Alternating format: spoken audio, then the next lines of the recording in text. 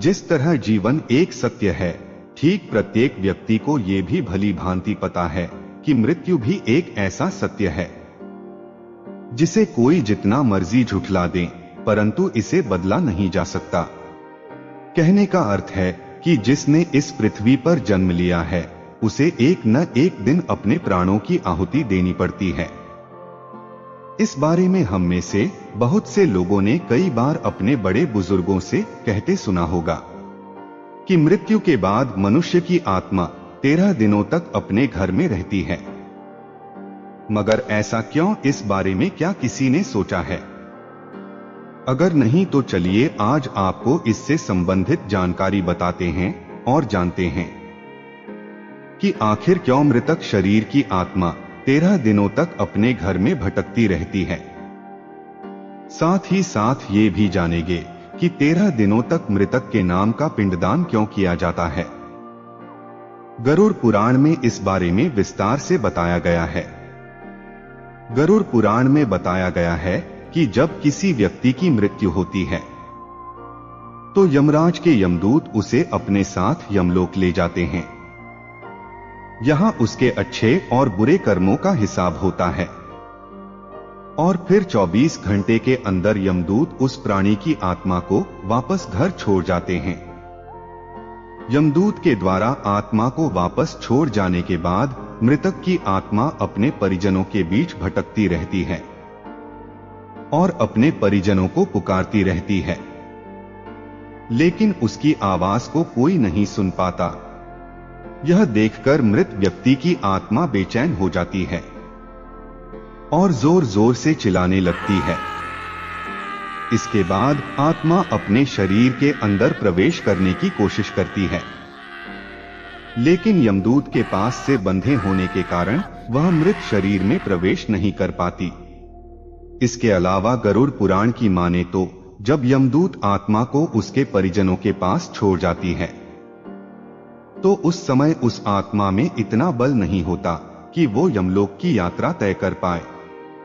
गरुड़ पुराण के अनुसार किसी भी मनुष्य के मृत्यु के बाद जो 10 दिनों तक पिंडदान किया जाता है, उससे मृतक की आत्मा के विभिन्न अंगों की रचना होती है और जो 11वें और 12वें दिन पिंडदान किया जाता है, उससे मृतक आत्मा रूपी शरीर का मांस और त्वचा का निर्माण होता है।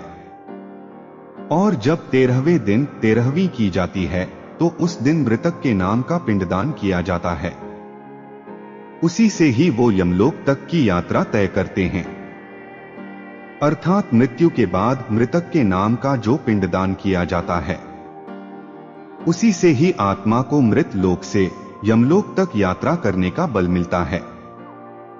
इसलिए गरुड़ पुराण में बताया गया है, जब किसी मनुष्य की मृत्यु हो जाती है तो उसकी आत्मा 13 दिनों तक अपने परिजनों के पास घर में भटकती रहती है और उसके बाद आत्मा मृत लोक से यमलोक की ओर निकल पड़ती है, जिसे पूरा करने के लिए उसे 12 महीने यानी कि 1 साल का वक्त लगता है। इतना ही नहीं, मान्यता के अनुसार 13 दिनों तक मृतक के नाम का किया गया पिंडदान उसके 1 वर्ष के भोजन के समान होता है।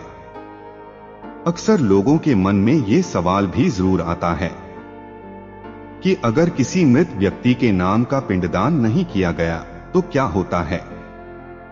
तो दोस्तों, आपको बता दें कि इसका भी वर्णन गरुड़ पुराण में किया गया है। जिस मृतक व्यक्ति का पिंडदान नहीं किया जाता, यमदूत उसे 13वें दिन जबरदस्ती घसीटते हुए यमलोक की ओर ले जाते हैं और मृतक व्यक्ति की आत्मा को इस दौरान काफी कष्ट उठाना पड़ता है। इसलिए हिंदू धर्म में मनुष्य की मृत्यु के बाद 13 दिनों तक पिंडदान करना आवश्यक माना गया है। 13वें दिन परिजनों के द्वारा मृतक व्यक्ति के नाम का जो भोज करवाया जाता है, अगर वह कर्ज लेकर किया जाए तो मृत व्यक्ति की आत्मा को शांति नहीं मिलती। इतना ही नहीं, गरुड़ पुराण में यह भी बताया गया कि जो व्यक्ति जीवित रहते हुए अच्छे कर्म करता है, मृत्यु के बाद उसकी आत्मा को यात्रा के दौरान यमदूत कोई कष्ट नहीं देते, और जो व्यक्ति बुरे कर्म करते हैं उसकी आत्मा को यमदूत यात्रा के दौरान कई यातनाएं देता है और आत्मा को कई कष्ट भोगने पड़ते हैं।